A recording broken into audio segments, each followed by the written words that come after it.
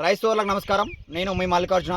మన ఛానల్ చూసిన ప్రతి ఒక్కరు కూడా సబ్స్క్రైబ్ చేయండి, లైక్ చేయండి, షేర్ చేయండి. ఈరోజు వచ్చేసి కాయగూరల్లో ముఖ్యమైన పంట మన పొద చిక్కుడు గురించి తెలుసుకుందాం.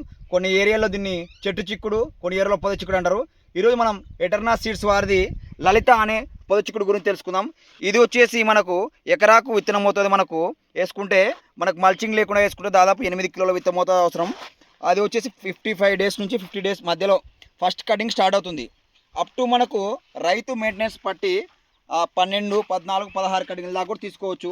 మనకు దిగుబడి కూడా 8 నుంచి 10 టన్నుల దిగుబడి తీసాడు లాస్ట్ ఇయర్ రైతు. అంటే మెయింటెనెన్స్ బట్టి ఉంటుంది. సో మేజర్ దీంట్లో సమస్య మనకు ఫ్లవరింగ్ డ్రాపింగ్ కావడం, అదేవిధంగా మనకు పురుగు సమస్యను అధిగమిస్తే మనకు రైతు అనేది మనకు లాభాలను ఆర్జించడానికి అవకాశం ఉంటుంది. ఇప్పుడు మనకు ఇక్కడ వచ్చేసి మనకు దేవనకొండ మండలం పుడకలమర్రి గ్రామంలో ఉన్నాము. చూసుకుంటే ఇది ఎకరా పొలంలో